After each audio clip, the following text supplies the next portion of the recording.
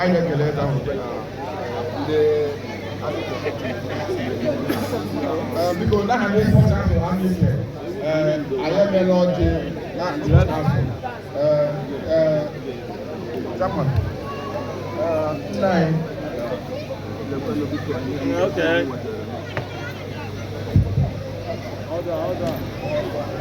Ụmụnna m ọ na-ahụ ụmụ ebele ha ọrịa na mgbe hapụ agba mgba taa ka mgba tụrụ n'ala maka na anyị egwuregwu na-ahụ onye ndị mmadụ ngọzi ụmụaka nwụrụ mgbe ebe a nke next 50 years ha ga-ekwu na ha gbara mgba na afọ anyị gị mara na iwu dị mkpa ịpụta bịa gbaa mgba na afọ anyị kele ka a na-apụchi aka kele ka a na-agba kele ka a na-agba mba ịgba mba ụdị n'ọnụ kele ka ibu ibe na-eme ihe asọpụta n'ọnụ ọ nkala so anyị kele Chineke na o nyere anyị ndụ ihe ahụ ihe a na-eme ebe ihe ndị niile pụtara agba mgba kele mọ Chineke n'ebe ọnụ nọ ọ na-erejita ala ọ ga-enwe special blessing from this gathering ọ ihe a na-eme n'afọ and afọ ga-enyere ọdụ ihe ọma ọ ga-ewetara m udo ọ ga-ewetara multiplication ọ ga-ewetara progress so ya dị mmadụ ihe na mma anyị na-achọ ịmalite ihe anyị kwuru bịa maka taa ahụ njedebe mkpa a na-agba so e nwere ọtụtụ ihe anyị nyere anya ga-ele nọ onye nwere ihe ọ ga-enye ndị gbakọrọ ebe asaa ya weta mmadụ tụte mma ya adụwa mmadụ tụte ego ya adụwa mmadụ tụte ọka ya adụwa because ọ taa ka anyị na-eme akantọ ihe anyị rụrụ n'afọ anyị ekelele Chineke nna onye kwe ihe niile onye ikike niile nọ n'aka ya onye isi ezinụlọ niile ndị mmadụ mmadụ gị na-achị ndị na-achị achị anyị sikwa ebe a taa ka anyị ekele ebe ọ dị ukwuu n'ihi na ote ọ dị n'elu ka ọ dị n'ụwa anyị bara ndị mmụọ ozi na ọkpọkpa n'ebe ndị na-ekpe na-ekpe nọ anyị na-arụ nwa arọ ka ibe nyere ndị amị ike aka ka mgbe niile a ga-agba na-agba ya ha ebe a na-anya moto ebe a na-arụ ọrụ ihe ọbụla ha na-eme eji emeta ego ọ bụghị ka a na-egosi ebe a na ha dị na-abụ njem gbara aka loo niile na-arụ ọrụ a ga-agụzi agba ya ha oche ndị na-akọ ọkụ oche ndị na-azụ ahịa oche ụmụ nwanyị na-amụ nwa oche ha n'otu n'otu nye ha udo kwụọ ha ọrịa ha mere ha ma n'ụzọ niile ọbụla mkpọpụta anyị gara Chineke ihe na-enyere mkpụrụ uche ka ime soro anyị tachi na Kraịst onye nwanyị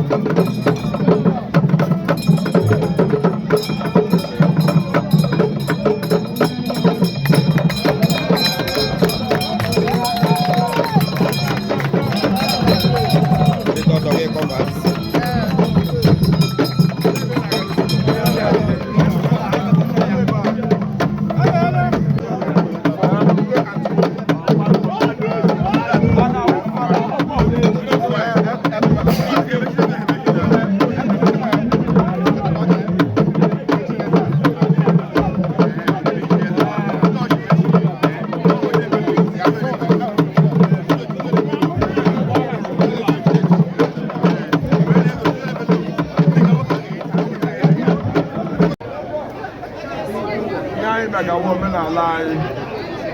o si n'aka mfere aka wee ruo anyị aka obido taa onye na-ebe a nọ mgbe ịgba mgba a bidoro ịgba mmọnwụ ihe anyị na-eme ehihie bọọlụ anyị nọ n'ụkọ bọọlụ a ga-aga owuyi a ga-agba mgba iji gosi na mmiri niile nọrọ ọnụ n'afọ ọnwa na-eji afọ ọ ga-agba mgba ihe ọhụrụ dị iche iche ga-abata den ndị agha ọ na-egbu ga-ega mmereme maka Chineke ga-echikwu na tata nwere ihe oriri ihe ọṅụṅụ ya ka anyị na-eselebreti na anyị na-ejikere ya surplus for today agbachana mgba gbara n'ugwu agbachana mgba gbara n'ime ahịa agbachana mgba gbara n'ala bekee onye ọbụla na-akọ ọkụ ebe niile ọ ga-agba mgba na ndị ọ na-eri so ihe anyị na-eselebreti taa wụ the achievers Chineke gosiri ndị ndọpụta ihe were ihe akọ were ihe akọ ọnwe ka anyị na-eselebreti azụ ochi na-akapụta karịa anyị aka ụlọ nwa ma nọ mgbe obi but as a traditional ruler ọmụmụ nọ n'isi mmemme a na-eme taa ihe niile a na-eme ka mgbe ejiwu ndị ejenti na-eme ya ọtụta we are here at large ka anyị niile were gaa nke ọma so anyị na-ekpe ekpere ụmụ anyị ndị nọ n'ụzọ ije ndị nọ n'ụlọ ndị nọ n'ama ndị nọ ebe ha nọ na-eme biznes na ekpere m na ọ ga-agachiri ha na ọ ga-adịrị ha na mma afọ ga-awụrụ ha afọ ọnwa onye ọbụla n'ime agadi na-agịda agba aka elo ụmụ nwaanyị niile na ndị atụ ime ga-ebido na-atụ ime maka mkpara a na-agba ngara bụ ihe eji nwoke eme ezinụlọ nwoke kụrụ ihe ọma emedere ha ya bụ anyị na-agba maka mmụọ ndị ile ụmụnne anyị ndị nwụrụ anwụ nọ n'ala mmụọ ka ha bịa n'owere anya ụwa ka e nwee surplus men n'ala anyị Chineke gozi anyị site na Kraịst onye nwe anyị ofu nwa dị nwoke na-akwado mgba ahụna m ego nwunye niile mere nga aka biko lọfụ ọ ga-agụrụ ya afọ ọ ga-agụrụ ya ga-awụ finally mgbe emechara ihe niile anyị ga-eri ya olive oil Ladies and gentlemen, it is with measurable joy and happiness that we are welcome you all today to this great cultural fiesta of our land, Ekerengba Mike. We thank Chukwu Abama for this goodness and mercies upon our community, his guidance and protection, and above all, for making us to be alive to witness today's occasion. Our gratitude also go to our King Ezahurukwe of Amike, Ancient Kingdom, for his effort and selfless service to the community and beyond. Long live Ezahurukwe. We also thank our special way, the sponsor of the Ekerengba, Mr. Ifani Amajoro, Head of State, for all he has been doing in this Ekerengba and beyond. Indeed, Amike community is happy with you, both the living and the dead. May Chukwu Abama reward you a million folds. He said, this year Ekerengba Fiesta is dedicated to the fallen heroes of our land who used to play the rhymes of Ekerengba during their days. They are them Odunze,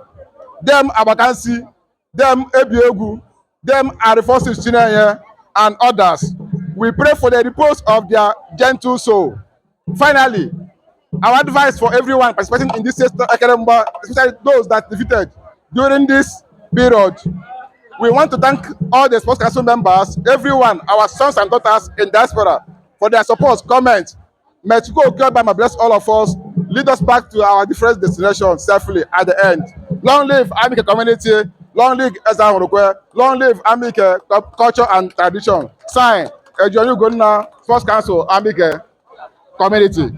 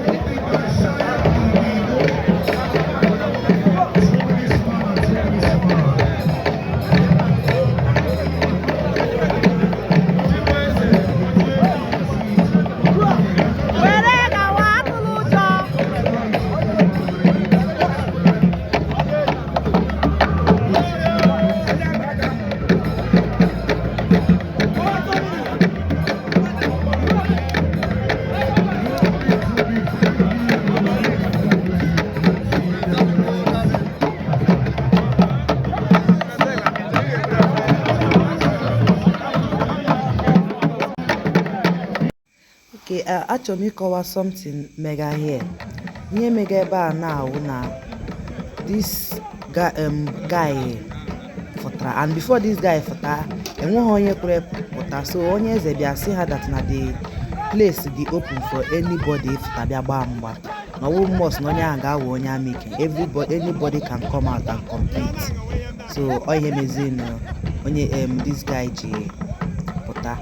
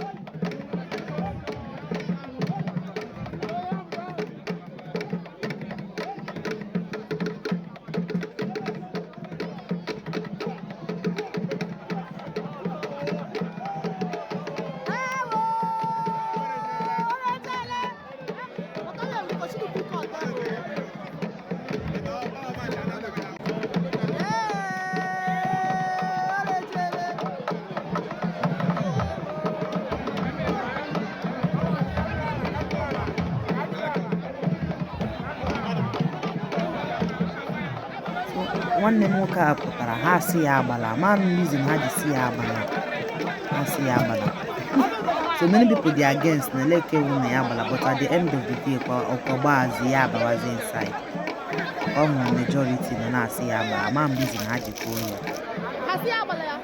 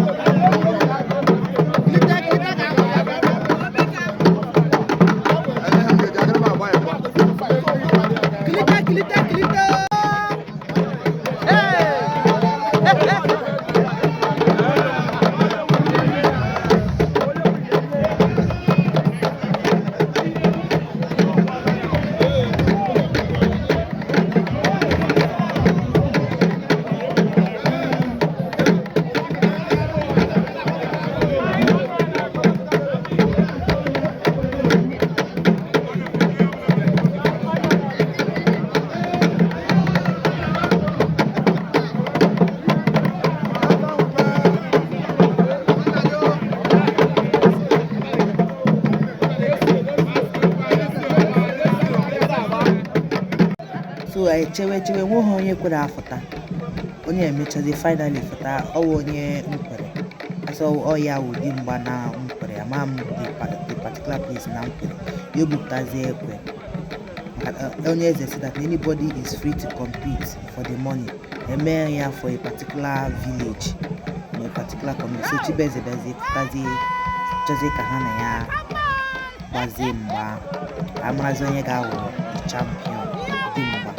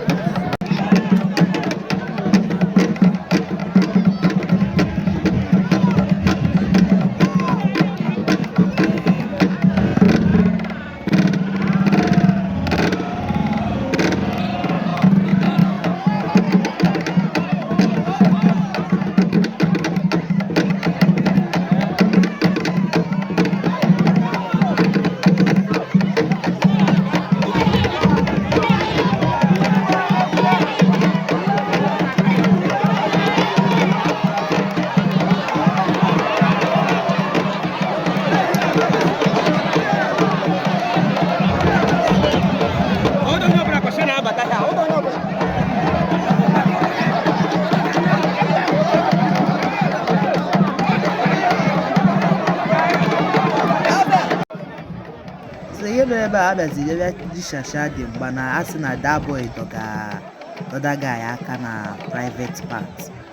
ejishashizie dị mgba ọta ka mgbanwanụ shi this particular one shi so ọ ihe mere then emechaa the team na-achọzi ibute ọgụ na-ebute ọgbaghara onye eze sizi oke kama ọ ga-eme ụta ha sị ka ha gbagharịa ya na ọ ga-eme pipo alụọ ọ ga-ebute ọgụ ha nwere ike ịlụ ọgụ onye eze sizi oke the best way wuzi enwezi onye ga-ejide belt ala ebe ọ dịla ọta ngwa that the grand prize a ga-enye the champion 100,000 osizie ka ike the money 50,000 enye onye nke a udochia but udachi dịkwa ọ ihe mere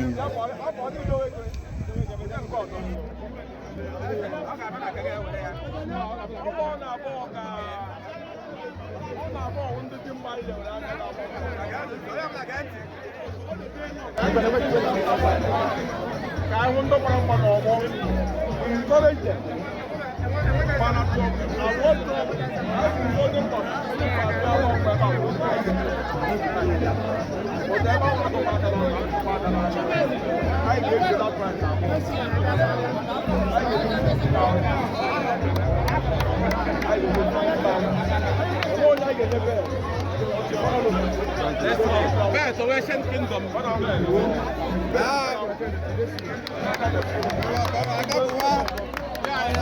Junior, hey, ready the matter. Oh, so how does it? Yes, sir.